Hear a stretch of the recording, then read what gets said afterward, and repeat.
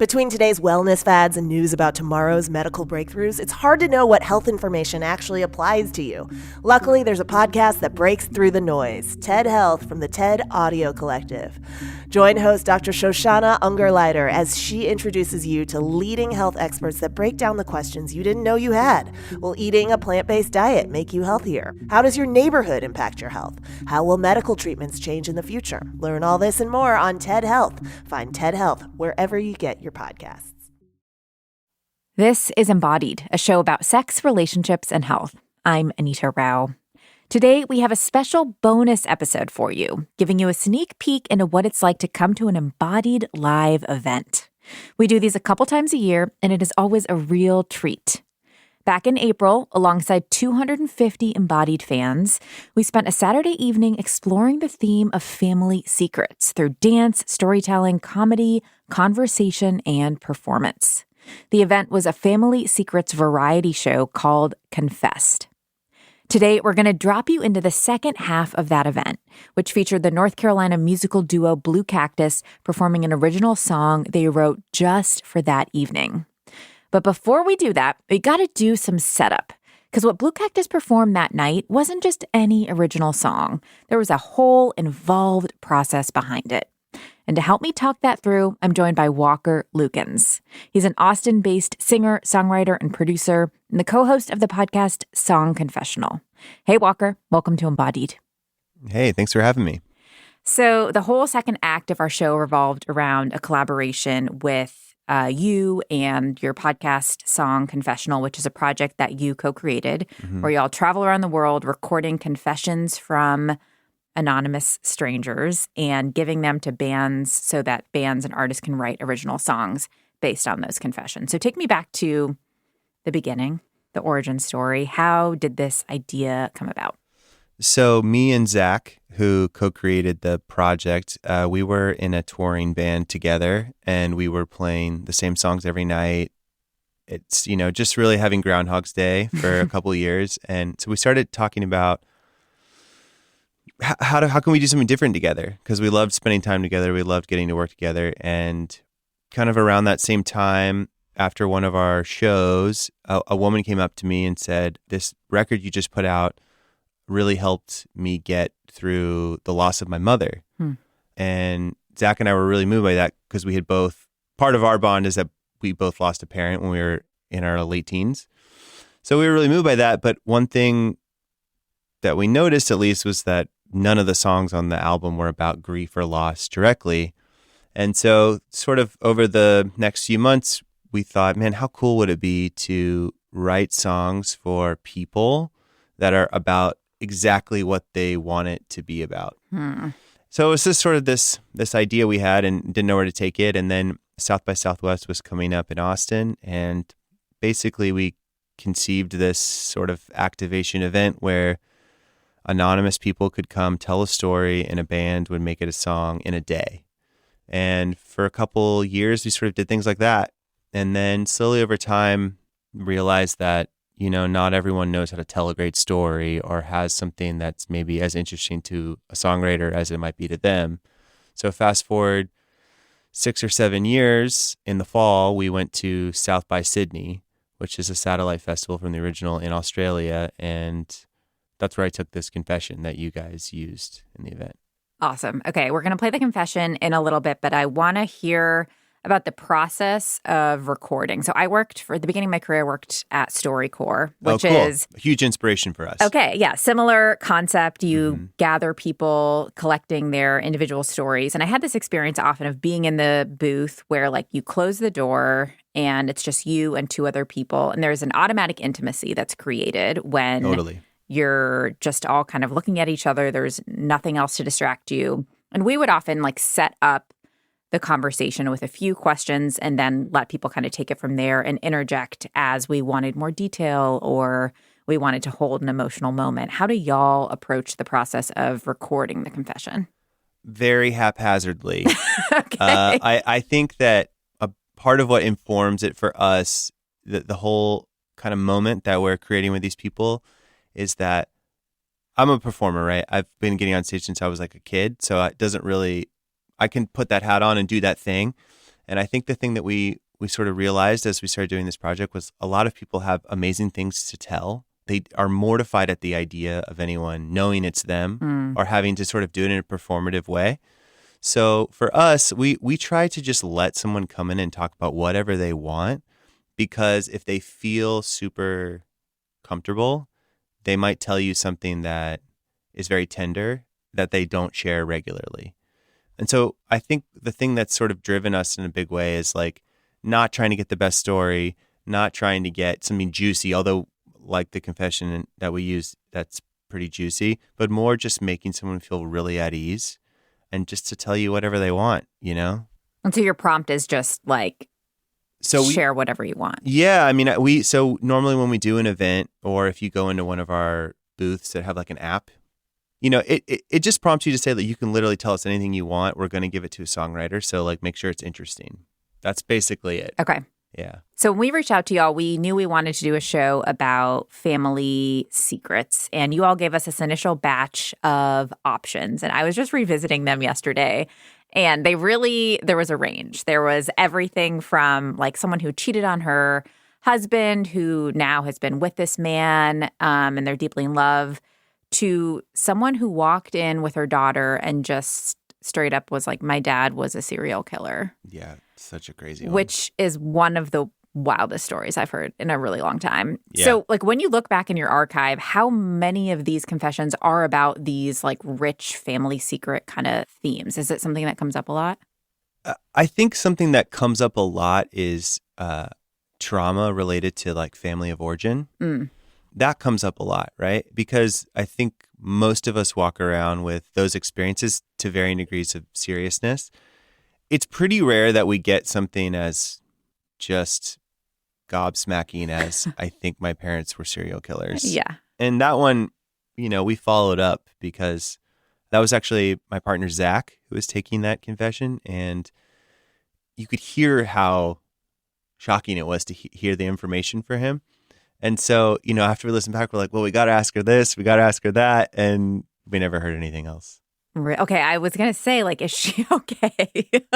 Because I'm concerned. I mean, I think that's another thing, too, that we encounter is that it might be a brave moment for somebody to sort of walk in there and the anonymity of it and the fact that it's not Catholic confession. It creates a space for them to sort of come tell you something. And then that goes away. That goes away really, really in short order. If I can tell a little story here, we just put one out 2 weeks ago. And basically, it was a story about a guy who he had just moved to a town. He was in his like early 20s or late teens, and he was driving a scooter, and basically his night ended with him evading arrest from the cops. So from my perspective, a pretty lighthearted story. And so we reconfirmed with him that he was okay with us sharing his confession. And even this guy, like, he all of a sudden got very self-conscious. You know, he was like, oh, well, can I listen to it? I don't know if I'm like all this stuff. And it's like, he ended up saying yes. But I think that space of I want to share this can be really, really small, really precious moment for some folks. Yeah. Yeah. How often do you all play the song back for people? Is that a part of the process, or do they just hear it if and when the episode comes out? If we're firing on all cylinders, they get an email the day it comes out. Okay. Occasionally, I mean, at this point, we've, between sort of the podcast where I think we've released like 60 songs and then private events, like I think we've done over between 100 and 200. And I did get an email the other day from someone who was ecstatic, but they discovered a little bit after the fact that their song had come out. So okay. It's not a perfect system. That's fair. Yeah. Still learning. Okay, so we're going to play the confession that we shared in our event. Is there anything else you want to do to set it up? You mentioned it was in Sydney where it was recorded. Just something that really struck me was, so we were set up in this kind of square in the middle of downtown Sydney, and we opened our booth at 11 a.m. and this confessor came in at like 11:02. Oh wow! So it seemed clear to me that they had seen they'd either read some of the info that South by Sydney put out, or they had seen the signs prior to, because like I mean they got right in and told this just bombshell. All right, Okay, let's listen. My ex-partner, I mean, it's his secret, I guess, but the fact that I've been keeping it as mine. His mum was dying of cancer, and she was definitely fading away, not really a person anymore. And he went to see her, and while he was there, she died. And then the parting gift he gave me as we broke up, and has, forced me to carry around since, is that there was a reason she died while he was there. And that no one else in his family knows that, including, I guess, the one who died. Wow. Yeah. So, did they not have a good relationship? They didn't have a great relationship, but he's in the medical field, so knew certain ways to help people along. And he just took it upon himself to do that. I know the criminality of it's a bit dubious, but she was probably only a few weeks away anyway. There was no going back, but the timing was his choice of hers. Damn. Yeah, wow. And you didn't know that until after you broke up, or as you were breaking up? Yeah, as we were sort of sorting out the breakup, he told me that. And I think it was an act of cruelty. Like, I think that was an intentional cruelty for him to tell me that. Do you think that he told you because he knew that you wouldn't say anything, so it was just a burden for you? Yes, I do think he did that. The relationship was very emotionally violent, and that was kind of a punishment, like this final act of destruction. Wow. Do you think that ultimately it was kind what he did for his mother? Or do you think that there's a sinister aspect of it? I think it was kind, and I think it was meant with kindness, but I do think the fact that he didn't get consent from her or her carer, it's a pretty imposing kind of kindness. Yeah. Yeah, but I think the reason I've carried it for so long and not, gone around telling anyone is because of that conflict. But I think it really told me a lot about him and his decisions to decide things, or his choice to decide things for other people. I think the thing I have always held on to since that is that relationship didn't rock my capacity to be kind. That's something I'm very, very proud of. All right. Wow. I have to say, just some behind the scenes talk, that the edit that y'all did of that confession is really wonderful because it keeps the weight of it, but trimmed out a lot of ums and me being shocked and me reeling from this information I just learned. She called it an imposing kind of kindness. Yes. That is such a accurate understatement of that whole story. Wow. I will say that the first time I listened to this confession, I had to pause and rewind like 3 times because I kept wondering if I was hearing what I thought I was hearing. Yeah. And like in the moment as you were listening, were you able to grasp what she was saying, or did it take a while for it to sink in for you? No, I instantly got it. The way she set up the story, I didn't see it coming because I thought I was about to talk to someone who was going through a breakup. That's what it sounded like. Or who had kind of come to some realization. And then they dropped that information. And I mean, part of what is so compelling about it, if you just remove yourself from the fact these are real people, like part of what's so compelling about it is it's every shade of gray, right? I mean, it is so kind to help a loved one in their life. That is a true kindness. But to decide that to do that on your timeline is the opposite. And then to tell someone about it in a really belated way, kind of as an afterthought, leaving them with so many questions. Yeah. I mean, that is a kind of cruelty I didn't know existed. That lingered with me more than anything, I think. Because, truthfully, like when it comes to euthanasia, like you just don't know when that moment is, right? So maybe as a doctor, that was his opinion. But man, as a manipulative or sort of, as she called it, a kind of emotional violence, that is sinister.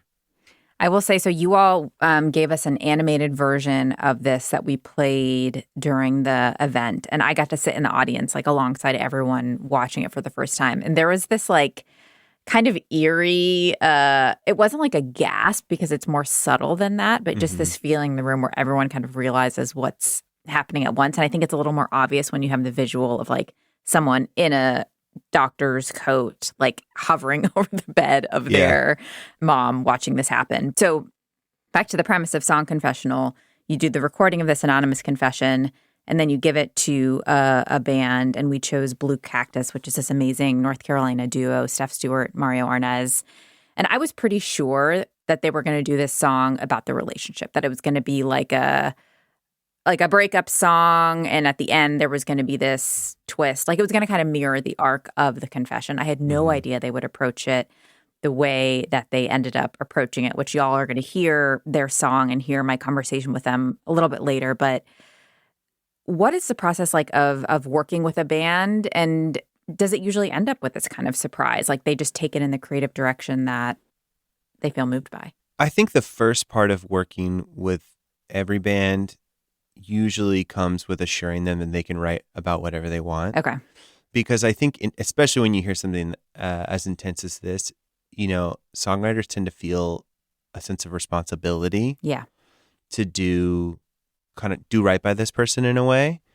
I mean, we usually tell people that they're gonna write somebody's favorite song, so treat it with that kind of level of care. So that was part of this. It's like you're just inspired by this. You don't have to like be loyal to it. It can go wherever you need to go. Beyond that, I mean, a lot of times it's just forcing people to finish. I mean, that's the tough thing about creative work, I think, is you decide when it's done. It's never done. When is it done? Oh, we're out of time. Is that enough of a reason to say it's done? I will say that Blue Cactus, they really did finish this like pretty quickly. Yeah. Yeah, I think they spent less than 2 weeks before they got back a demo, and I think it's really beautiful. It captures there's a somberness to this whole story that I think is in their song, but they really, really nailed. As a songwriter and a musician, is there anything that strikes you about the approach that they took to this confession?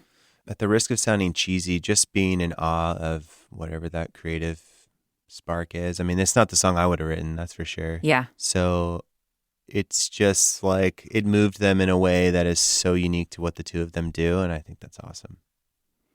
Looking forward to the future of y'all's project and this idea of confessions, like what are the biggest questions that you have that you want to continue to thread out in this work? I think the thing that keeps me coming back to it is there's two things that keep me doing Song Confessional, are committed to it. One is that I love getting to talk to people about very real, important, weighty stuff. And this is a way to do it that is less taxing on your life than, let's say, if I'm not even talking about being a therapist. That's a whole other thing I know nothing about. But like, you just can't go here with your friends and your family every day. So it's wonderful to have and I know Zach feels the same, where it's just wonderful to have an outlet for that kind of want or need, And on the other side of that, like, I think some people need to get shit off their chests. And this is a pretty non-judgmental avenue for that. Yep. So that part is really, keeps me coming back. And the other thing is, songwriting for me is like a total compulsion at this point in my life. Like I have in the last 6 months sort of come to at 11 p.m. and I'm like playing the piano and I'm like, how did this happen? I was like brushing my teeth and then here I am, you know? But I think it's, the project gives songwriters an opportunity to be forced to do something, to get out of their comfort zone. And it's really inspiring to watch, you know, because everyone surprises me. I never know what someone's going to do.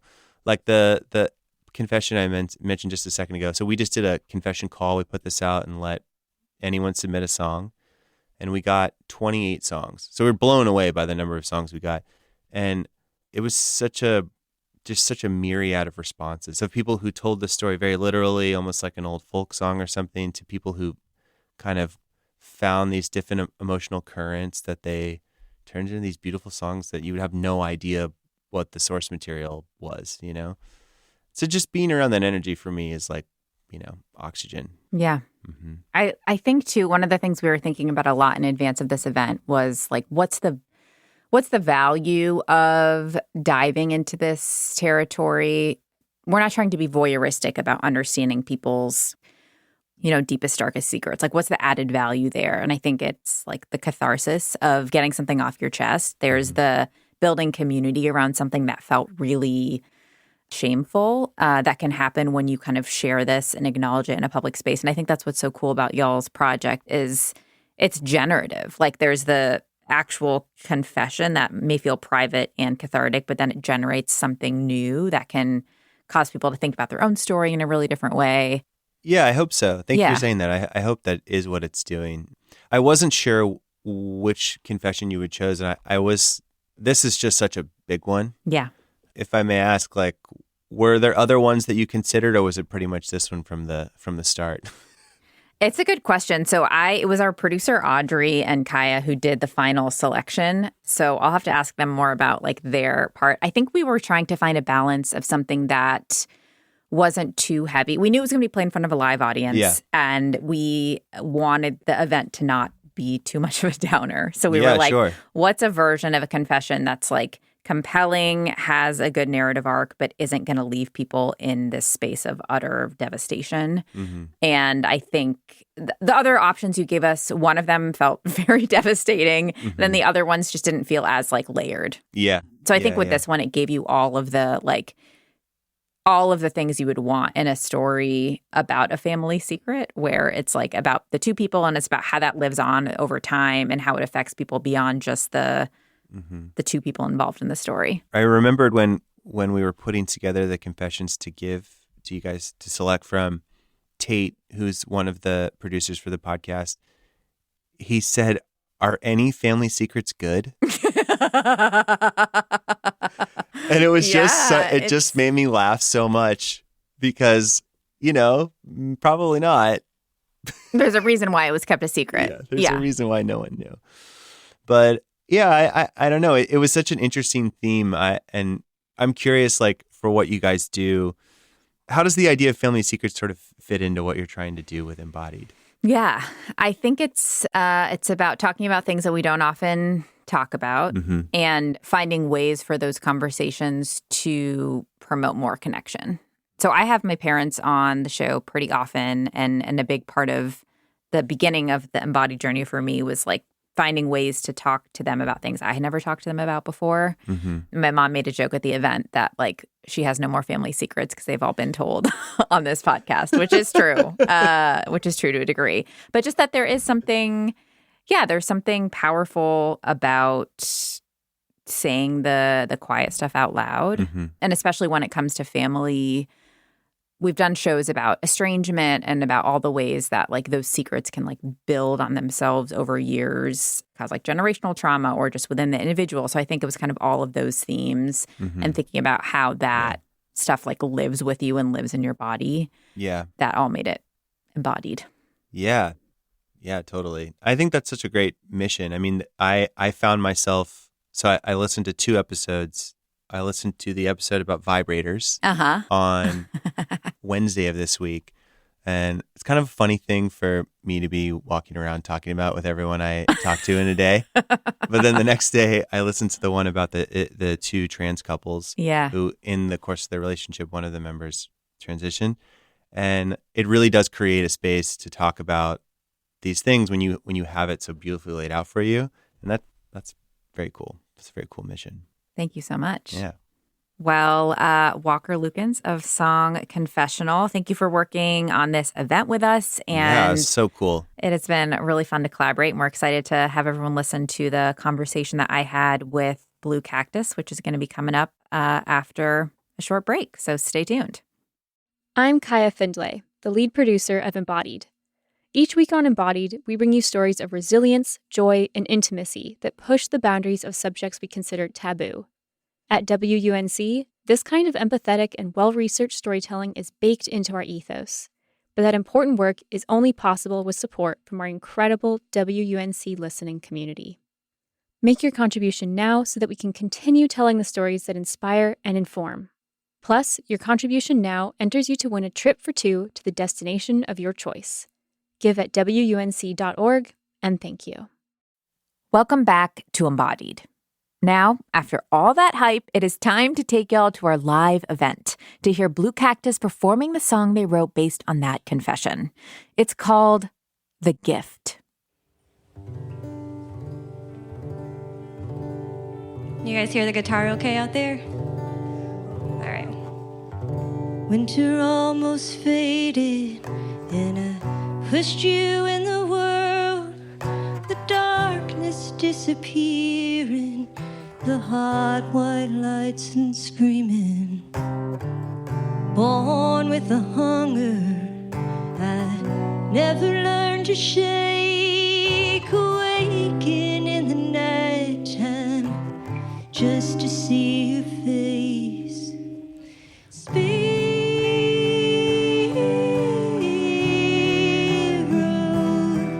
teach me all your songs. Show me how you let go. Fall easy into nothing. Diving and spinning. It's only the beginning.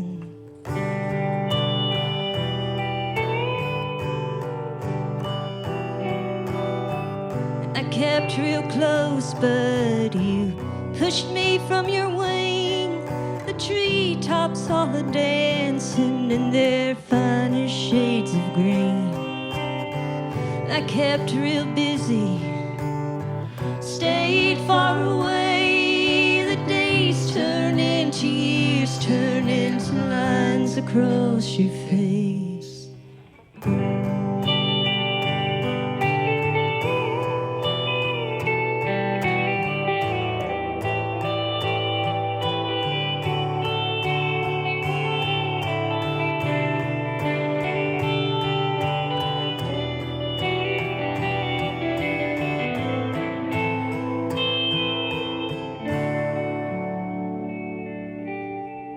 Longest summer, waiting for the rain. Your veins burning with poison, but you never once complained. You just grew still into some faraway stare. Clean white sheets and heartbeats, but you weren't really there.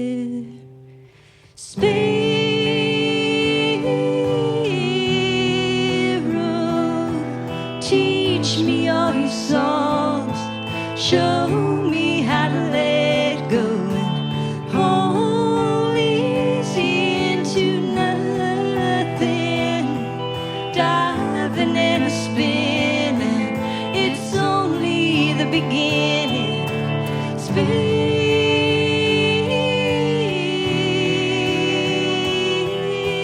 Teach me all your songs. Show me how to let go. Easy to nothing. It's only the beginning.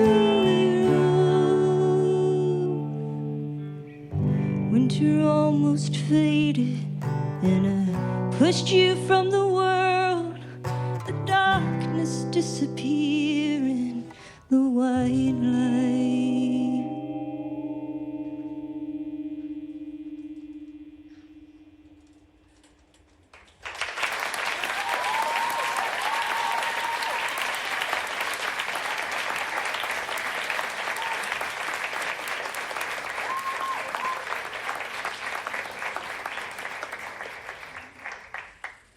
Whew, okay. That song gives me chills. So beautiful. So when we gave y'all this confession a couple of months ago, we sent it to you, and I just want to hear what your experience was of listening to it for the first time. Were y'all together, separate? Like, take us into what that was like. Yeah, so I was so excited when the email came. I was, we were on tour. We were in the van with 3 other people driving down to Austin, Texas, and I had to listen to it right away. So I put my headphones on and listened to it, and it got to the part where she says what happened, and I was, did she just say what I think she said? What happened there? And I had to re-listen to that multiple times, and then Mario was behind me in the van, and I said, hey, you got to check our email, and then he listened to it. Yeah, so when you're piled into a van with a couple people and, people have their earbuds in or something, you kind of have your own little world sometimes. So yeah, we just had our own little different worlds where we had our earbuds in, and we just like, I listened to it after, and just looked over like, oh my, like, just, you're speechless. Yeah, it takes you, I listened to it also a few times, and it took me a while to be like, oh, I think he is saying what, or she is saying what I think, she is saying what I think she's saying about what he did. Yeah. It's very layered. And I never thought that you all would approach this from his perspective. I just kind of assumed you'd write it about her and the process of kind of having and holding on to the secret. Why did you just decide to write it from his perspective? For one reason was all those layers, because it is just a whirlwind. Like, how do you even just listening to it is almost a work of art. Just, you're going through these different layers of, perception from these different sides. And, you had a... I don't know. I think I just sort of wanted to know more about him, and we didn't really hear from him. And so I just imagined how hard that still must have been, and I wanted to kind of tell that story, even though we don't really know what that story is entirely, but maybe imagine what it could have been. You bookend the song in the hospital, the scenes of a birth and a death. And I think one of the most disturbing parts of the confession is the lack of consent, that he didn't get consent from his mom to end her life. How did you all think about representing that tension in the song? Yeah, I think that was one of the biggest challenges in writing this song. I had the concept that you mentioned, like I knew I wanted this song to begin and end kind of in the same place, but on totally different circumstances and totally different situations. But I didn't really know how to communicate that in, like 4 minutes or less. Without writing like a really long like English ballad that went into all and I'm not really good at those. So I just wanted to, I think ultimately the consent part was something that I wanted to leave a little mysterious because it's not totally stated in the song, but it's implied potentially. And I like to write songs that other people can see themselves in. And so for me, I wanted this song to feel like other people's story too. My last question is just about the use of the bird and the sparrow as the symbol. We've been talking about this like passing on of things through generation. I thought that was so beautiful to talk about kind of the mother bird and the nest. Can you talk about the use of the bird and the choice to kind of represent passing on a secret through that animal? I really love this question because I'm a real nature, specifically bird geek. So I think sparrows are really fascinating birds.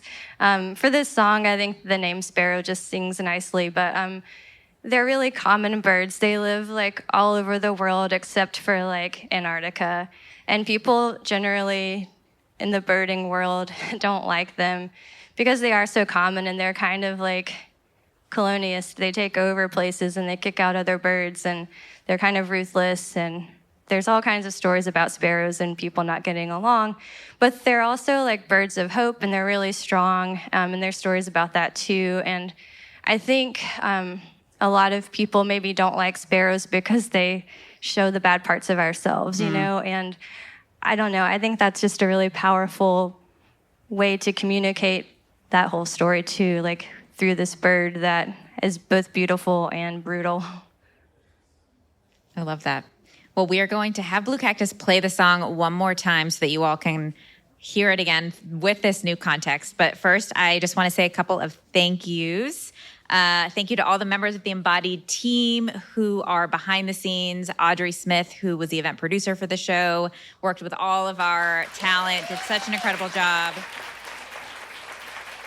The rest of the Embodied team, Amanda Magnus, Kaya Finlay, Paige Miranda, our technical director, Jenny Lawson, our illustrator, Charnel Hunter, who I think and hope is in the audience tonight, our intern, Skylar Chadwick.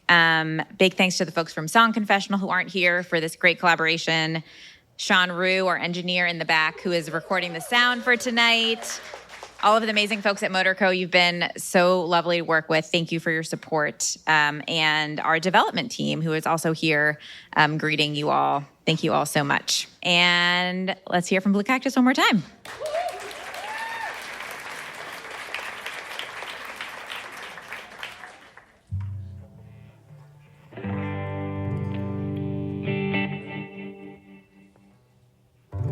Winter almost faded, and I pushed you in the world. The darkness disappearing, the hot white lights and screaming. Born with a hunger I never learned to shake. Waking in the nighttime just to see your face.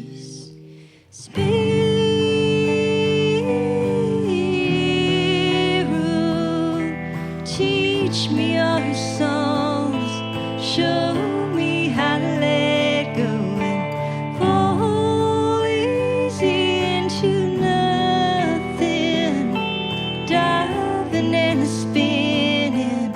It's only the beginning.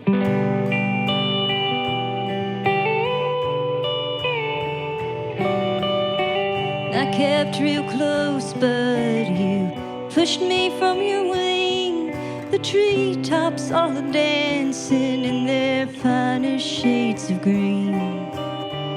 I kept real busy, stayed far away. The days turn into years, turn into lines across your face.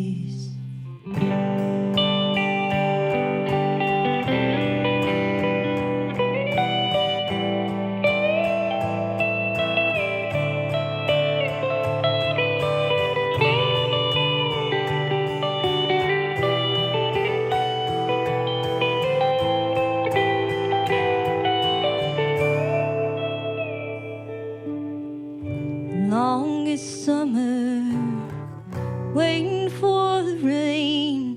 Your veins burning with poison, but you never once complain. You just grew still into some faraway stare. Clean white sheets and heartbeats, but you weren't really there.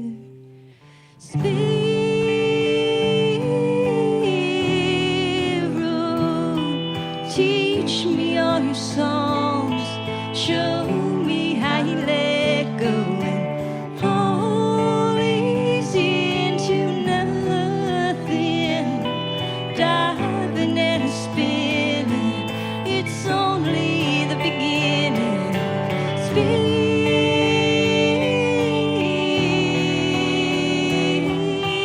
Teach me all your songs, show me how to let go.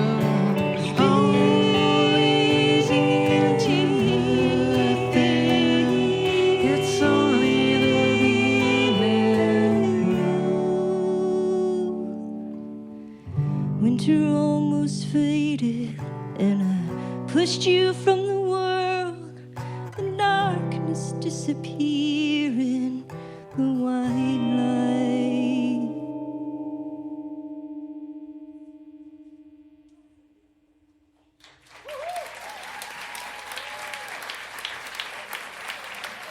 Thank you. Embodied is a production of North Carolina Public Radio WUNC. We'll be back on Thursday with a brand new episode. I'm Anita Rao, taking on the taboo with you.